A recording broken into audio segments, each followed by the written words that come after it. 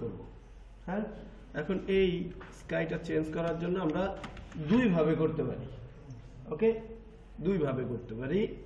তো সবথেকে সিম্পল যে ব্যাপারটা সেটা হচ্ছে কি, আমরা এখান থেকে যে ব্যাকগ্রাউন্ডটাকে কি করব, আনলক করে দিই। ওকে, আনলক করে দিলে এটা মুভ হচ্ছে, আর এটা যতক্ষণ লক ছিল এটাকে আপনি চাইলেও কি মুভ করতে পারবেন না, তাই না? আচ্ছা, এখানে আনলক করে দেওয়ার পরে এখানে কি মুভ করা যাচ্ছে, এবং মুভ করে আমি সরাইলে ব্যাকগ্রাউন্ডে দেখা যাচ্ছে কি ট্রান্সপারেন্ট নাকি। এখন আমি কি করলাম, এখানে সিলেকশন টুলের এই যে কুইক সিলেকশন টুল এটাকে নিলাম, যেহেতু আমাদের ব্যাকগ্রাউন্ডের স্কাইটা অলমোস্ট এক কালার, এইখান থেকে যদি টান দিয়ে ধরে এখানে নিয়ে আসি, পুরো স্কাইটা চেঞ্জ হয়ে গেছে না, মানে সিলেক্ট হয়ে গেছে না। এখন যদি কিবোর্ড থেকে ডিলিট চাপ দেই, ব্যাকগ্রাউন্ডটা কি ট্রান্সপারেন্ট হয়ে গেল। ওকে, এইবার আমি কি করব,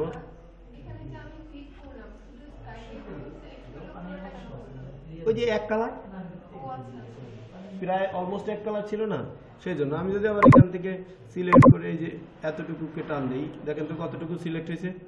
ওই যে অলমোস্ট এক কালার যেগুলো ওগুলাই সিলেক্ট হয়েছে, তাই না? বিষয়টা হচ্ছে এমন।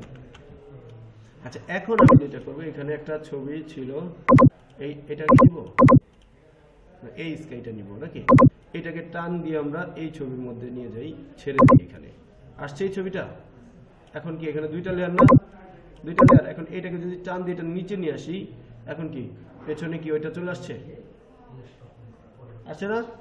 আবার যদি এটাকে টান দিয়ে সামনে নিয়ে যাই, তাহলে এটা কি সামনে। আচ্ছা, তারপরে এইটাকে আবার যদি কন্ট্রোল থার্ড ব্র্যাকেট দেই, পিছনে চলে গেল। ওকে, যাওয়ার পর এখন এই ছবির সাথে কি ব্যাকগ্রাউন্ডের কোনো কালার মিলে, কালারের কোনো মিল আছে? কালারের কোনো মিল নেই। আচ্ছা, তাহলে আমরা ব্যাকগ্রাউন্ড লেয়ার 1 এটা, এন্ড ব্যাকগ্রাউন্ডটাকে সিলেক্ট করে আমরা যদি একটু কালার ব্যালেন্সে যাই, যাওয়ার পর এটাকে একটু ওই ধরনের কালার দেই, এই ছবিটার যেমন কালার ওই ধরনের কালার দেই। তারপরে আমি কি করলাম, এই যে মিড জোনে গিয়ে এখান থেকে ব্লুনেসটা কি বাড়ায় দিলাম, এই দিক থেকে ওইটাকে হালকা একটু আপ ডাউন করে দেই, দেখি কোন দিকে গেলে ঠিক হয়। এখন দেখো তো হয়েছে, হয়েছে না? আবার তুমি চাইলে কি এটা নর্মালি থাকবে সাধারণত, আবার যদি আমরা ব্যাকগ্রাউন্ডটাকে ব্লার করতে চাই, এখান থেকে ব্লার অপশন থেকে গোয়েশন ব্লার দিতে পারি না। কিন্তু এত বড় অবজেক্টের কি ব্যাকগ্রাউন্ড এমন ব্লার হয় কখনো? হয় না। ওকে, এখন কি কালার মিলছে?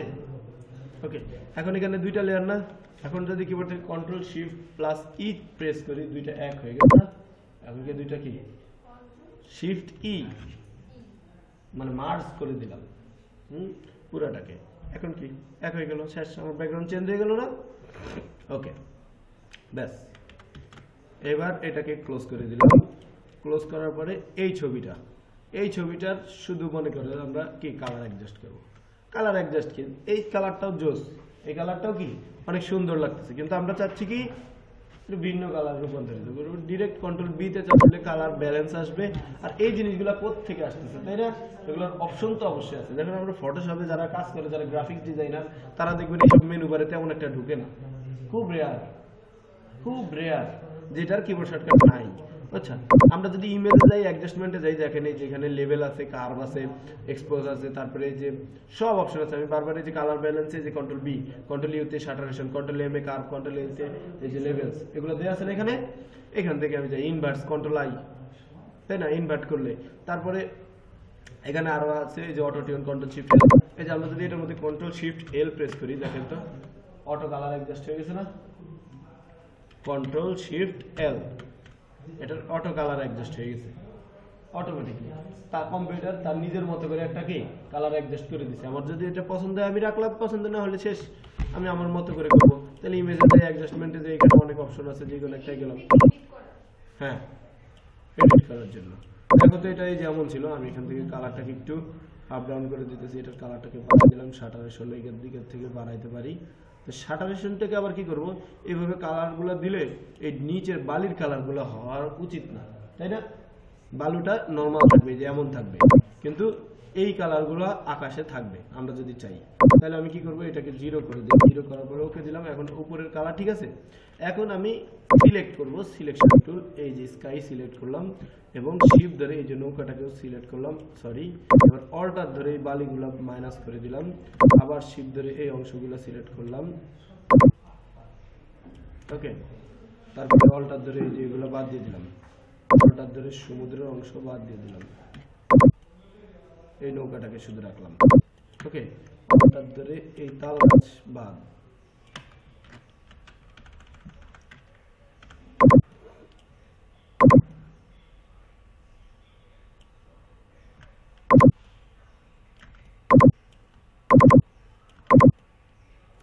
অল্টার ধরে মাইনাস করে, শিপ ধরে কি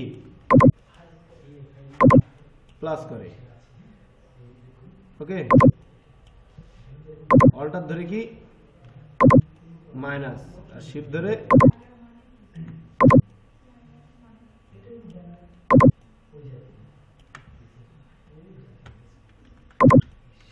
আচ্ছা। এখন এই সম্পূর্ণটার কালার এক না? আমি ডিরেক্ট এখানে রাইট বাটন ক্লিক করে ম্যাজিক টুল নিলাম, শিপ ধরে এখানে ক্লিক করলাম, সরি অল্টার ধরে এখানে ক্লিক করলাম, ব্যাস হয়ে গেল।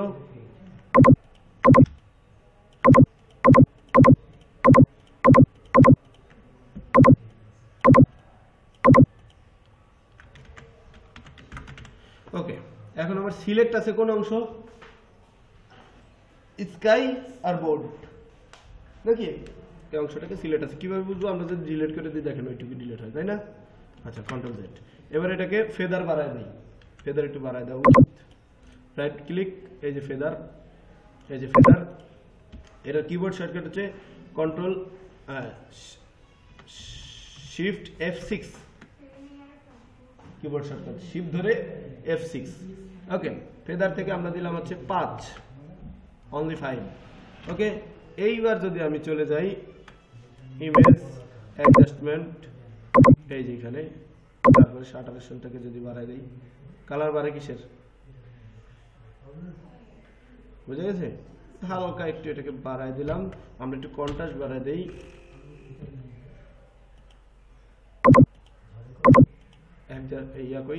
এই যে ব্রাইটনেস এন্ড কন্ট্রাস্ট, এটাকে আমরা যদি একটু কন্ট্রাস্টটাকে বাড়ায় দেই,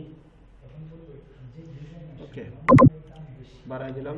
হিউ স্যাচুরেশনে যাই, এখান থেকে একটু না কালার অ্যাডজাস্ট করা যাবে না, কার্ভে যাই, কার্ভে যাওয়ার পরে ফেডটাকে বাড়াই দিই। এখানে একটা পয়েন্ট নিলাম, এখানে একটা পয়েন্ট নিলাম, এইখানে একটা পয়েন্ট নিলাম, তাই না? এদিক থেকে বাড়াইলে হাইলাইটস বাড়বে, হাইলাইটসটাকে হালকা একটু, হাইলাইটসটা একটু বাড়াই দেই। মিড টোনটাকে একটু ঠিক থাকবে, এদিক থেকে আমরা একটু শ্যাডোনেসটাকে একটু কমাই দেই, আর এই ফেডটা একটু বাড়াই দেই, ওকে হালকা, বাস। ওকে, গেল। এইবার কন্ট্রোল ডি, এবার আমার কালার চেঞ্জ হয়ে গেছে না? বোঝা গেছে? আমি ক্রপ করতে চাইলে এই যে ক্রপ টুল নিয়ে ছবিটাকে যদি প্রোটেক্ট করতে চাই, তাহলে এই দিক থেকে আনুমানিক এতটুকু আমার যতটুকু দরকার আমি প্রোটেক্ট ভাবে নিয়ে নিলাম ছবিটা। ওকে, ক্রপ হয়ে গেল, ব্যাস। আবার ধরেন ক্রপ হওয়ার পরে আমি এতটুকু না, আমি ক্রপ নিতে চাচ্ছি ধরেন এই এতটুকু। এখন কি স্কোয়ার হয়েছে না ছবিটা? আর একটা ছবি কি স্কোয়ার হয় না? ল্যান্ডস্কেপ হবে, এদিকে 3-4 অথবা 16:9 অথবা লম্বা থাকবে, তাই না? ছবি এমন থাকে, কিন্তু স্কোয়ার হলে বোঝা যায় এটা ক্রপ করা, তাই না? হ্যাঁ হয়, কিন্তু ছবি তুললে তো কেউ কোনো ফটোগ্রাফার তার স্কোয়ারে তুলে না, এটাকে ক্রপ করা হয়। সুতরাং এটা ক্রপ বোঝা যাচ্ছে না? ধরো আমি উপর দিকে আকাশটাকে বাড়াইতে চাচ্ছি, আমি কি আকাশটাকে বাড়াবো, আবার ক্রপ টুল নেই, ক্রপ টুল নিলাম, এখন উপরের দিকে এটাকে কি বাড়ায় দিলাম, বাড়াইছি। এখন এন্টার দেই, কই হ্যাঁ ক্রপ টুল নিয়ে উপরে বাড়াইছি না? এইবার যাওয়ার পরে আমি যদি এখান থেকে কই এই যে রেক্ট্যাঙ্গুলার টুল নিয়ে এইখান থেকে সিলেক্ট করে দিলাম, এই যে অংশটুকু হয়েছে না? হালকা একটু বাড়তি করতে হয়, এই করছি। এবার ইমেজে যাই, এডিটে যাই, ফিলে যাওয়ার পরে যে কন্টেন্ট যাবে, ওকে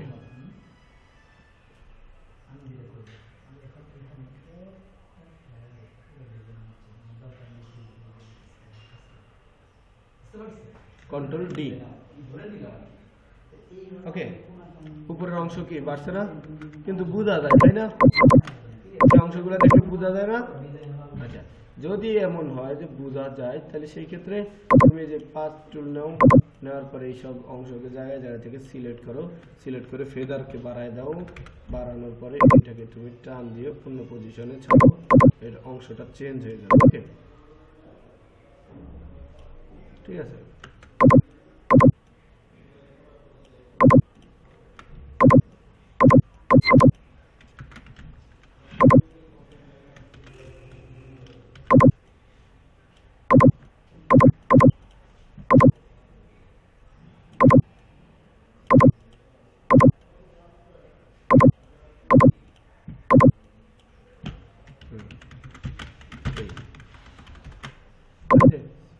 তারপরে শুধু তাই না, আমরা যদি এই যে দেখেন লেফট টুল দিয়ে আমি যদি এই গাছটাকে এইভাবে সিলেক্ট করি,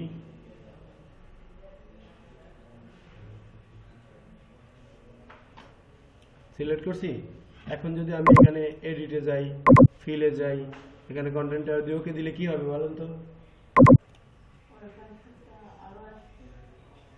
কি আরো আসবে? গাছটাই উদা হয়ে যাবে।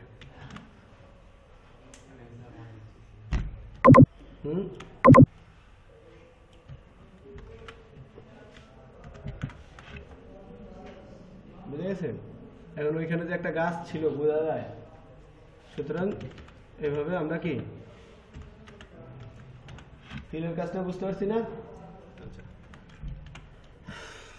আর বর্তমানে তো এআই টুল আছেই, 24 ফটোশপ 24 ইউজ করলে ধরেন আপনি এখান থেকে লেফট টুল দিয়ে এটা সিলেক্ট করলেন, সিলেক্ট করে শুধু জেনারেট করে দেবেন, এই বোর্ড এখানে উদা হয়ে যাবে, উদা হওয়ার পর এখানে যা থাকার দরকার তাই দিয়ে দিবে।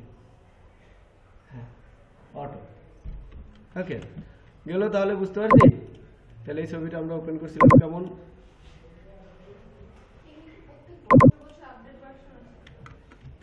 হ্যাঁ, যুগ তো বদলাইতেছে, নতুন নতুন কত কিছু আসবে, স্বাভাবিক।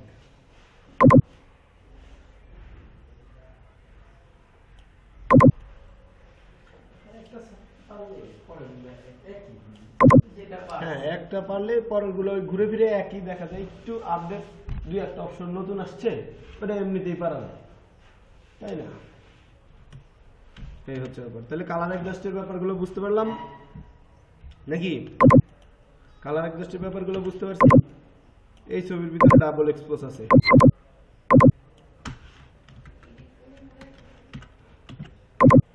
না কইতেছি এই ছবির মধ্যে ডাবল এক্সপোজ আছে।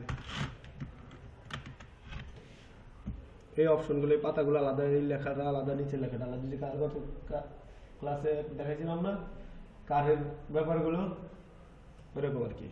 এই ছবিটা নর্মাল ছিল, অরিজিনাল, কিন্তু এই পাতা এগুলা এক্সট্রা দেয়া, এগুলা এক্সট্রা দেয়া, এগুলা এক্সট্রা দেয়া। হ্যাঁ, এটা অরিজিনাল, পুরো ছবি অরিজিনাল, শুধু উপরের এই এগুলো আলাদা এক্সট্রা, এখানে একটু শ্যাডো দেওয়া হয়েছে আলাদা।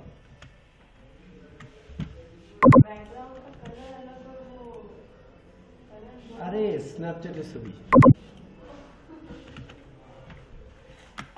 আরে একটা ফ্রেন্ডে গেছিলাম ছবি তুলে দিতে, স্ন্যাপচ্যাট দিয়ে তুলছে। ওকে, এখন আজকে একটা বিষয় বুঝাবো, আর এটা না,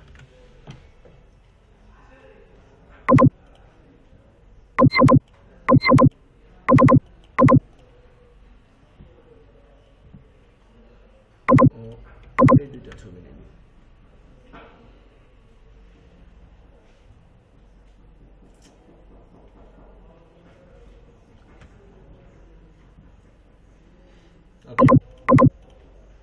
দুইটা ছবি নিয়েছি না,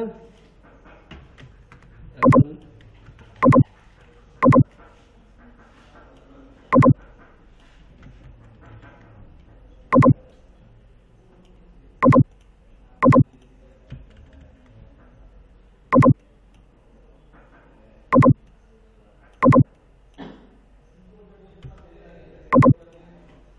ওকে, এবার নতুন একটা নিউ ফোল্ডার নিলাম, আরে নিউ ফাইল নিলাম। ওকে, নিউ ফাইল আমরা কি সাইজ নিব, ধরেন যে কোনো একটা সাইজ নেই না কেন।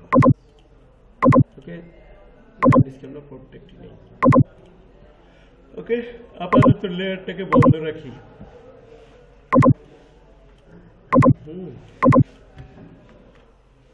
এই ছবিগুলা নৌকার একটা কাজ দেখাইছে, ওই আগে একটা দুইটা রেকর্ড দেওয়া আছে এগুলো দিয়ে দিবা।